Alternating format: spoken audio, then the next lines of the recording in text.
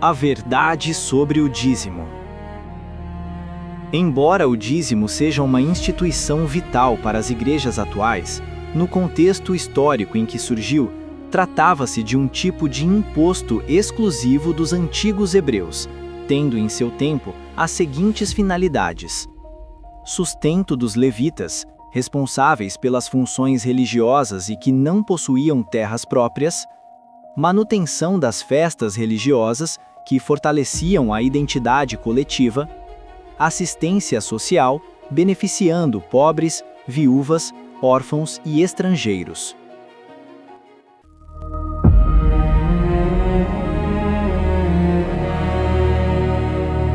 O imposto da fé. O deserto da Judéia e as terras férteis da Galileia escondem mais do que ruínas. Guardam as marcas de um sistema que sustentou uma nação. Antes de se tornar um conceito teológico moderno, o dízimo era uma engrenagem vital na economia teocrática de Israel. Não era apenas uma doação, era a base de um contrato social entre um povo, sua terra e sua divindade.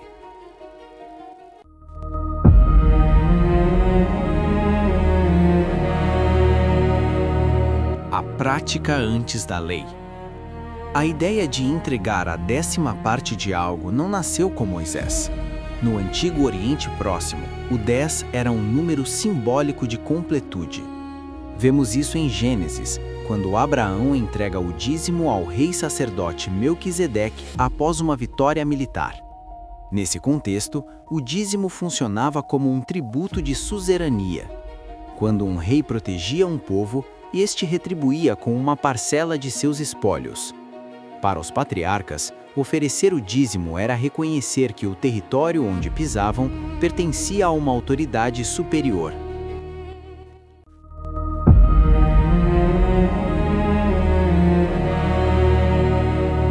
O sistema levítico, o dízimo como salário social.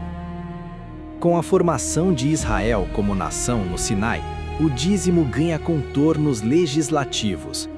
A tribo de Levi, diferentemente das outras, não recebeu uma herança de terras. Sua função era a manutenção do tabernáculo e, posteriormente, do templo. Aos filhos de Levi dei todos os dízimos em Israel por herança, pelo serviço que prestam. Números 18, 21. O dízimo era, portanto, o mecanismo que impedia o colapso do sistema religioso. Sem terras para plantar, os levitas dependiam da produção das outras 12 tribos. Era um imposto de subsistência que garantia que uma classe específica se dedicasse exclusivamente à lei e ao culto.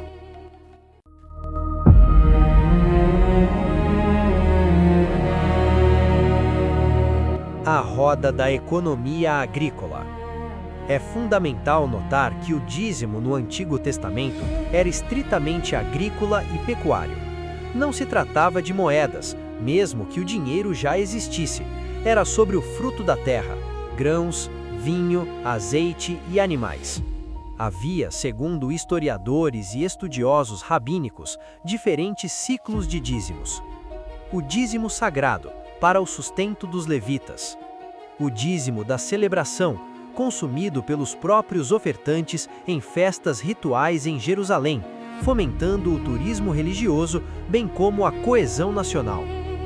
O dízimo do pobre, coletado a cada 3 anos para sustentar órfãos, viúvas e estrangeiros, o que hoje chamaríamos de rede de seguridade social.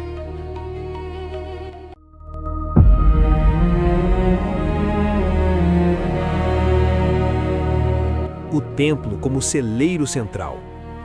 No período monárquico, o Templo de Jerusalém funcionava como o Banco Central de Israel. As casas do tesouro mencionadas em textos como Malaquias eram, na verdade, grandes armazéns de estocagem de grãos. Em tempos de seca ou guerra, esses estoques eram vitais. O dízimo não era apenas uma prática de ir à igreja, mas o abastecimento de um sistema de reserva alimentar que protegia a nação contra a fome.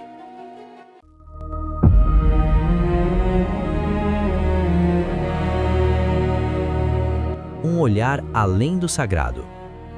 Ao olhar para o dízimo pelo prisma histórico, ele se revela menos como uma regra de fé individual e mais como um sistema de governança. Ele equilibrava a falta de terras de uma tribo, promovia a caridade pública e mantinha a infraestrutura da capital. No mundo antigo, a separação entre igreja e Estado não existia. O dízimo era o fio condutor que unia a devoção espiritual à sobrevivência prática de um povo que entendia que a terra, no fim das contas, não lhes pertencia, mas era um empréstimo divino. Em resumo, o dízimo era uma instituição específica de um povo específico, ou seja, dos antigos hebreus. Sua prática, hoje, portanto, apenas atende às conveniências das denominações religiosas, pois é com ele que seus grandes líderes usufruem de vidas fartas e regaladas. É isso.